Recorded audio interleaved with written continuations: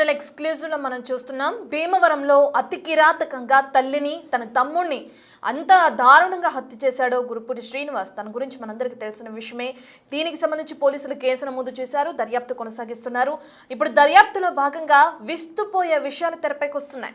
తన తల్లి దెయ్యం అంటూ కూడా, అందుకే చంపేశానంటూ కూడా శ్రీనివాస్ పోలీసులకి తెలియజేస్తున్నాడు. అండ్ తన తల్లిని తమ్ముడిని చంపుతున్నప్పుడు అత్యంత కిరాతకంగా వ్యవహరించాడు అని శ్రీనివాస్ అని చెప్పి కూడా పోలీసుల దర్యాప్తులో ఇప్పటికే మనకు తెలియడం కూడా చూస్తున్నాం. ఒళ్ళు జలధరించేలా హత్యలు ఎలా చేశాడో క్లియర్ కట్ గా పోలీసులకి వెల్లడించాడు శ్రీనివాస్. తన మనసులో ఏముందో తన అమ్మకి ముందుగానే తెలిసిపోతుందని, వాళ్ళిద్దరూ కూడా దెయ్యాలంటూ శ్రీనివాస్ మాట్లాడడం జరిగింది. అయితే ప్రస్తుతం శ్రీనివాస్ పోలీసుల రిమాండ్ లో ఉండడం జరిగింది. తనని పోలీసులు అదుపులోకి తీసుకుని విచారణ కొనసాగిస్తున్నారు. అండ్ ఇంతకు ముందే ఏదైతే శ్రీనివాస్ బెంగళూరులో కొంతకాలంగా వాచ్మెన్ గా ఉద్యోగం చేశాడు. ఇక ఆ సమయంలో తనకి మానసిక పరిస్థితి సరిగా లేకపోవడంతో 2013లో తనని హాస్పిటల్లో ట్రీట్మెంట్ ఇప్పించినట్లుగా కూడా తన సోదరి వాణి కూడా తెలియజేయడం జరిగింది. సో మానసిక పరిస్థితి సరిగా లేని శ్రీనివాస్ తల్లిపైన తమ్ముడిపైన అత్యంత కిరాతకంగా విరుచుకుపడి వాళ్ళిద్దరిని కూడా కత్తితో నరికి హత్య చేసిన ఘటన భీమవరంలో నెలకొంది. 2 రోజుల క్రితం సంచలనం సృష్టించింది ఈ వార్త అని చెప్పుకోవచ్చు.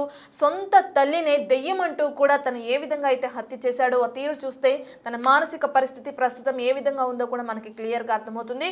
పోలీసులకి తర్వాత హత్య చేసిన తర్వాత పోలీసులకి శ్రీనివాసే కాల్ చేసి తన తల్లిని తమ్ముడిని చంపేశాను, ఎక్కడికి వెళ్ళి లొంగిపోవాలి, ఏ స్టేషన్ కి వెళ్ళాలని ఆరా తీసిన ఘటన కూడా నెలకొంది. సో పోలీసులు అయితే శ్రీనివాస్ ని అదుపులోకి తీసుకున్నారు. అదుపులోకి తీసుకున్న తర్వాత శ్రీనివాస్ తో మాట్లాడే ప్రయత్నం చేశారు పోలీసులు. దానికి సంబంధించిన బయట ఒకసారి చూద్దాం. నేను మర్డర్ చేశానండి. సుందరపతి మన దగ్గర మోనికా కూల్ డ్రింక్ షాప్ ఉంది. దాని పక్క బిల్డింగ్ ఏసీ రిపేర్ స్టోర్ ఉంది. దాని పైన బిల్డింగ్ మాట. మనుషులు ఏం మాట్లాడుకున్న ప్రతి విషయం తెలిసిపోతుంది వాటికి. మా అమ్మకి మా తమ్ముడికి నా మనసులో ఏ విషయాలు దొరికితే తెలిసిపోతుంది. కడుపులో చాలా స్ట్రాంగ్ గా ఉంది. ఏదో అది మనుషులు కాదు, కడుపులో రాజకీయ ఉంది. ఎంత పొడి నాకు చేయనిపడుతుంది. నేను కౌంటర్ వైశాస్ని. అది నా కొడుకు ఎంత కొట్టినా సరే ఆడు స్ట్రాంగ్ గా ఉంటాడు. పొట్ట ఎంత స్ట్రాంగ్ గా ఉంటాడు, స్ట్రాంగ్ గా ఉంది. దెయ్యం సార్ పీక్కుతుంటుంది. ఆడు దెయ్యమే సార్. ఆడే కళ్యాణ్ అంటారు కదా, ఏదో దెయ్యం సార్ అది. తమ్ముడు నేను నిరూపిస్తాను సార్. నేను మనిషిని సార్. చంపేశారు ఇద్దరు. నేను చంపేశాను. బతుకుతారం భయాస్తుంది సార్. సరే సరే దెయ్యాలు సార్. అయ్యి పీకుతుంటా సార్. నా మనసులో ఏమైనా చెప్పేస్తున్నాయి విషయాలని. రక్తం స్ట్రాంగ్ గా ఉంది, మనసు స్ట్రాంగ్ గా ఉంది. అసలు నన్ను ఎలా పెద్ద 8 సంవత్సరాలు పీకుతున్నాయి. 9 సంవత్సరాలు దొంగ నోట్లు మారుతున్నారు. నా విషయాలు తెలిసిపోతున్నాయి. నన్ను బెదర కొడుతున్నాయి. నలుగురితో మాట్లాడినవట్లా. నా పిచ్చి అని చెప్తున్నాయి. పిచ్చి అని 18 రోజులు తిండి కూడా పెట్టట్లేదు నాకు. నా కొంపలో ఏమి చూపొడిచావు? కత్తి చూపొడిచాను సార్. ఇద్దరిని పొడిచాను. ఒకసారి పోస్ట్ మార్టం చేయాలి సార్. అవి మనుషులు కాదు సార్. కడుపులో స్ట్రాంగ్ గా ఉంది. అది ఏంటో తెలియాలి నాకు. ఎంత ట్రై చేస్తే అట్లా అంత స్ట్రాంగ్ గా ఉంది. కాంట్రాక్ట్ ఇంట్లో ఏంటి సార్? ధైర్యాన్ని చంపేస్తే సార్. ఏం పేరు మీ అమ్మగారి పేరు? గురుపూడి మహాలక్ష్మి. మీ తమ్ముడి పేరు? గురుపూడి రవితేజ. మీ నాన్నగారు ఉన్నారా? మా నాన్న చంపేశాడు సార్. మా తమ్ముడు గురుపూడి శ్రీరాములు. మనుషులుగా దెయ్యాలి సార్. అయ్యి మనిషి మీద పగ తెచ్చుకుంటున్నాయి. నేను మర్డర్ మనం శ్రీనివాస్ మాట్లాడిన విజువల్స్ని ఇప్పుడే చూసాం బిగ్ టీవీ స్క్రీన్ పైన. తన మనసులో ఉన్న మాటలు ముందుగానే తన తల్లికి తెలిసిపోతున్నాయి అని చెప్పి వాళ్ళిద్దరూ కూడా దెయ్యాలు అని చెప్పి కూడా అభివర్ణిస్తున్నాడు. వాళ్ళని కత్తితో పొడిచినప్పుడు ఎంత పొడిచినా కానీ దిగట్లేదు. సో కడుపులో ఏదో ఉంది. పోస్ట్ మార్టం తర్వాత దానికన్నా ముందు అసలు వాళ్ళ కడుపులో ఏముందో కూడా నాకు తెలియాలి అంటూ కూడా శ్రీనివాస్ ఎంత ఆగ్రహంతో పోలీసులకి తెలియచేస్తున్నాడో కూడా మనం విన్నాం. అండ్ తనకి తిండి పెట్టట్లేదు. సో ఆ కారణం చేతనే పగ పెంచుకుని తల్లిని తమ్ముడిని నేను చంపేశాను సార్ అంటూ కూడా పోలీసులకు తెలియజేశాడు శ్రీనివాస్. ప్రస్తుతం ఈ వీడియో ఇప్పుడు వైరల్ అవుతుందని చెప్పుకోవచ్చు మనం. ఎందుకంటే ఇద్దరిని, తల్లిని అలాగే తమ్ముడిని చంపిన పశ్చాత్తాపం కొంచెం కూడా లేదు శ్రీనివాస్ లో. మనం చెప్పుకున్నట్లుగానే తనకి మతిస్థిమితం సరిగా లేని కారణంగా ఈ విధంగా మాట్లాడుతున్నాడు, ఈ విధంగా ప్రవర్తించాడని చెప్పి కూడా పోలీసులు తెలియజేస్తున్నారు. పోలీసుల రిమాండ్ లో ఉన్న శ్రీనివాస్ దర్యాప్తు ఏ విధంగా కొనసాగుతుంది అనే డీటెయిల్స్ అందించడానికి మా ప్రతినిధి ఏలూరు నుంచి సాగర్ అందుబాటులో ఉన్నారు. రైట్ సాగర్, ఇప్పటికే మనం చూస్తున్నాం ఏ విధంగా మాట్లాడుతున్నాడో, తన మాట తీరు చూస్తుంటేనే అర్థమైపోతుంది. పోలీసుల విచారణలో భాగంగా ఇంకా ఎటువంటి విషయాలు తెరపైకి వస్తున్నాయి అనుకోవచ్చు శ్రీనివాస్?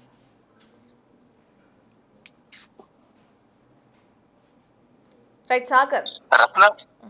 రత్న పశ్చిమ గోదావరి జిల్లా భీమవరంలో కన్న తల్లిని తోడబుట్టిన తమ్ముడిని హత్య చేసినటువంటి గుండుపూటి శ్రీనివాస్ పోలీసుల విచారణలో అంటే హత్య జరిగిన ప్రాంతానికి వెళ్ళినప్పుడు అతను ఆ కత్తితో అక్కడ నిలబడి అతను చెప్పిన మాటలు వింటుంటే ఒళ్ళు గొగురుపుడుచుగా మానదు. అతను హత్యలు ఎలా చేశాడో అక్కడ అడుగుతున్నటువంటి పోలీసులకు వివరంగా చెప్పటం, తన తల్లి దయ్యం, తమ్ముడు దయ్యం, వాళ్ళిద్దరూ దయ్యాలు, అందుకే చంపేశానంటూ కూడా శ్రీనివాస్ చెప్పడం జరిగింది. అతని మానసిక పరిస్థితిపై ఇప్పటికే వాళ్ళు అనుమానాలు ఉన్న నేపథ్యంలో ఈ వీడియో చూసిన తర్వాత అతను ఎంత దయనీయమైన పరిస్థితిలో ఉన్నాడు, ఎంత ఘోరమైన పరిస్థితిలో ఉన్నాడు కూడా అందరికీ అర్థమయ్యేలా ఉందనే చెప్పుకోవచ్చు. ఎందుకంటే అతను హత్య చేసిన తర్వాత అతనే ఫోన్ చేశాడు పోలీసులకి 112కి, ఇట్లా చంపేశాను, నా తల్లిని తమ్ముడిని చంపేశాను, ఎక్కడ లొంగిపోవాలి అని పోలీసులు అడిగినప్పుడే వాళ్ళు కూడా కంగారు పడిన పరిస్థితి. స్పాట్ కి వెళ్ళిన తర్వాత అతను రక్తంతో ఒక చేత్తో కత్తితో నిలబడినప్పుడు వాళ్ళు కూడా కొంత కంగారు పడిపోయిన పరిస్థితి.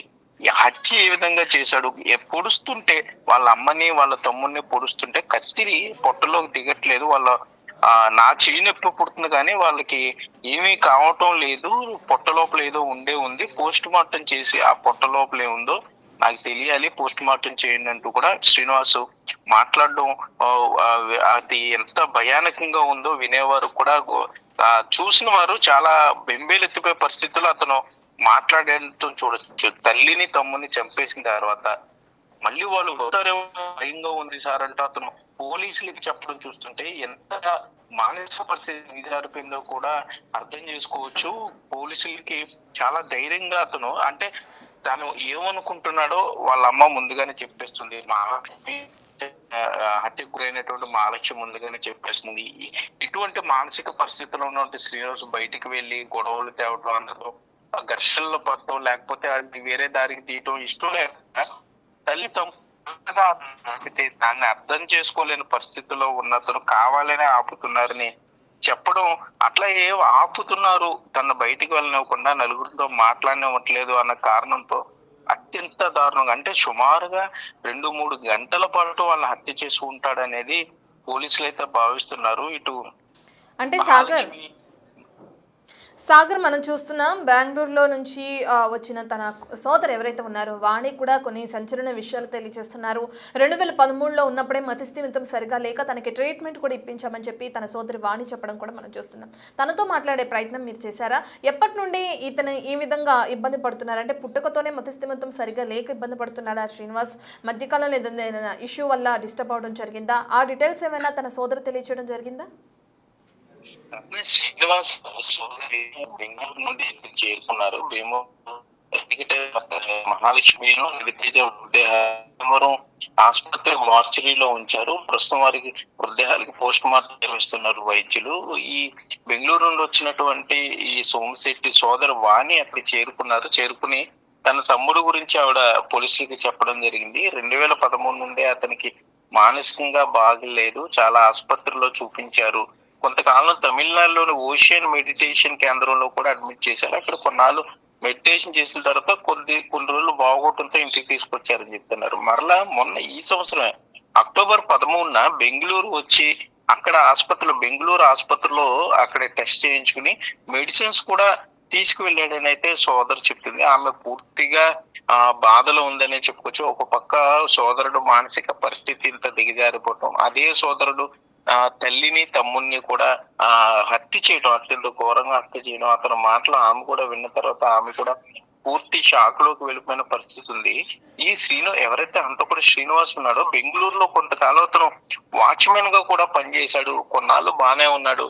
మరలా అతను రోజు రోజుకి అతని ఆరోగ్య పరిస్థితి దిగజారిపోయిందంటూ కూడా సోదరు చెప్తూ వచ్చింది. కోవిడ్ సమయంలో శ్రీనివాస్ తండ్రి కోవిడ్ తో ఆ సమయంలో చనిపోవడంతో అతని ఆరోగ్య పరిస్థితి, మానసిక పరిస్థితి మరింత దిగజారిందంటూ కూడా ఆ విషయాలన్నింటినీ సోదరు వాణి అయితే గుర్తు చేసుకుంటుంది. ఆమె మీడియాతో మాట్లాడడానికి అయితే ఇష్టపడలేదు. ప్రస్తుతానికైతే భీమవరం ప్రభుత్వ ఆసుపత్రి సంబంధించిన మార్చరీలో పోస్ట్ మార్టం జరుగుతుంది. మహాలక్ష్మి బంధువులు అక్కడ ఆసుపత్రి వద్దకు చేరుకుంటున్నారు. మరోపక్క శ్రీనివాస్ కి సంబంధించి ఇప్పటికే భీమవరం 1 టౌన్ పోలీస్ స్టేషన్ లో అంటే నిన్న చనిపోయినప్పుడు వాణి అందుబాటులో లేదు కాబట్టి ఫిర్యాదు కింద వీరింట్లో శ్రీనివాస్ ఇంట్లో కింద నివాసం ఉంటున్న అద్దెకుంటున్న వారితో ఫిర్యాదు అయితే పోలీసులు తీసుకోవడం జరిగింది. BNS 103/1 సెక్షన్ ప్రకారం హత్యా నేరం కింద పోలీసులు అయితే కేసు నమోదు చేసి శ్రీనివాస్ ని రిమాండ్ కి పంపించారు. అయితే ఇప్పుడు శ్రీనివాస్ మానసిక పరిస్థితి ఈ వీడియో చూసిన తర్వాత ఎంత దిగజారుగా ఉందో చూడొచ్చు. మరి ఇప్పుడు అతను జైలుకి వెళ్ళిన తర్వాత అక్కడ తోటి ఖైదీల పరిస్థితి ఏంటి? మరి ఇంత మానసికంగా స్టెబిల్ గా లేని వ్యక్తిని అక్కడ కారాగారంలో ఉంచినప్పుడు అక్కడ మిగిలిన ఖైదీలు కూడా భయపడే పరిస్థితులు ఉంటాయి. వారికి విషయం తెలుసు. సో పోలీసులు మరింత జాగ్రత్త తీసుకోవాల్సి ఉంటుంది కాబట్టి మరి అతనికి వైద్య సహాయం అందిస్తారా లేకపోతే ఒంటరిగా ఉన్నటువంటి ప్రత్యేక వంటి సెల్లో ఉంచుతారా అనేది ఇంకా మనకి సమాచారం అయితే అందాల్సి ఉంది. రత్న రైట్, థ్యాంక్ యూ సాగర్. మనం చూస్తున్నాం బిగ్ టీవీ స్క్రీన్ పైన ఏ విధంగా అయితే శ్రీనివాస్ పోలీసులతో మాట్లాడుతున్నాడో ఆ విజువల్స్ని చూస్తున్నాం. అయితే హత్య చేసిన తర్వాత తను ఆ కత్తిని చేతితో పట్టుకుని పోలీసులకి కాల్ చేసి నేను నా తల్లిని తమ్ముడిని హత్య చేసేసానని చెప్పి కూడా పోలీసులకి తెలియజేసిన శ్రీనివాస్ పోలీసులు ఎప్పుడైతే లొకేషన్కి వెళ్ళిన తర్వాత వాళ్ళతో మాట్లాడుతూ ఉన్న ఆ వీడియో మనం చూసేది బిగ్ టీవీ స్క్రీన్ పైన ఉన్నది. అయితే నా తల్లి తమ్ముడు దెయ్యాలు, నా మనసులో నేను ఏమనుకుంటున్నానో దానికన్నా ముందే నా తల్లికి తెలిసిపోతుంది విషయాలన్నీ కూడా అని చెప్పి అందుకే పగ పెంచుకుని వాళ్ళని అత్యంత కిరాతకంగా నేను హత్య చేశాను అంటూ కూడా శ్రీనివాస్ తెలియజేస్తున్నాడు. ప్రధానంగా తన తల్లిని తమ్ముడిని హత్య చేస్తున్నప్పుడు వాళ్ళ కడుపులో ఏదో ఉంది, నేను ఎంత పొడిచినా కూడా నేనే బలంగా పొడుస్తున్నాను, నా చేయి నొప్పి వస్తుంది కానీ వాళ్ళకి ఏం అవ్వట్లేదు, వాళ్ళు చనిపోవట్లేదు, నేను చాలాసేపు అదే విధంగా చేశానని చెప్పి కూడా శ్రీనివాస్ పోలీసులకి తెలియజేస్తున్న ఘటన కూడా చూస్తున్నాం. అండ్ చాలా రోజుల నుంచి నన్ను ఇంట్లోనే బంధించేస్తున్నారు, నాకు తినడానికి సరిగ్గా తిండి పెట్టట్లేదు, బయటకు వెళ్ళనివ్వట్లేదు, సో అందుకని నేను ఈ విధంగా చేయాల్సి వచ్చింది, వాళ్ళైతే మనుషులు కాదు వాళ్ళు దెయ్యాలే అని చెప్పి ప్రధానంగా శ్రీనివాస్ అంటున్నాడు. నేను కోమటోడిని, నేనే ఈ విధంగా ఇంత బలంగా ఉండి వాళ్ళని చంపాను అంటే వాళ్ళకి నేను చంపే టైంలో ఏం కాలేదు అంటూ కూడా శ్రీనివాస్ తెలియజేశాడు. దీని తర్వాత పోలీసులు స్టేట్మెంట్ రికార్డ్ చేసుకుని తనని అదుపులోకి తీసుకున్నారు. ప్రస్తుతం పోలీసులు అదుపులో ఉన్నాడు శ్రీనివాస్. మరి దీని తర్వాత తనని ఏ విధంగా రిమాండ్లో భాగంగా ఏ విధంగా విచారిస్తారు, దాని తర్వాత తనని జైలుకి తరలిస్తారా లేదంటే ఏదైనా ఆసుపత్రి తరలించి ట్రీట్మెంట్ అందిస్తారా, ఈ డీటెయిల్స్ అన్ని దర్యాప్తులో భాగంగా మనకి ముందు తెలిసే అవకాశాలు కనిపిస్తున్నాయి. నలుగురితో మాట్లాడినట్ల నా పిచ్చి అని చెప్తుంది. పిచ్చి అని 18 రోజులు తిండి కూడా పెట్టట్లేదు నాకు నా పంపలో. ఏమి చూపొడిచావు? కత్తి చూపు పొడిచాను సార్, ఇద్దరిని పొడిచాను. ఒకసారి పోస్ట్ మార్టం చేయాలి సార్, అవి మనుషులు కాదు సార్, కడుపులో స్ట్రాంగ్ గా ఉంది, అది ఏంటో తెలియాలి నాకు. ఎంత ట్రై చేస్తే అట్లా అంత స్ట్రాంగ్ గా ఉంది. కాంట్రాక్ట్ ఇంట్లో ఏంటి సార్, ధైర్యాన్ని చంపేస్తే సార్. ఏం పేరు మీ అమ్మగారి పేరు? గులుపూడి మహాలక్ష్మి. మీ తమ్ముడి పేరు? గులుపూడి రవితేజ. మీ నాన్నగారు ఉన్నారా? మా నాన్న చంపేశాడు సార్ మా తమ్ముడు. గులుపూడి శ్రీరాములు. మనుషులుగా దెయ్యాలి సార్.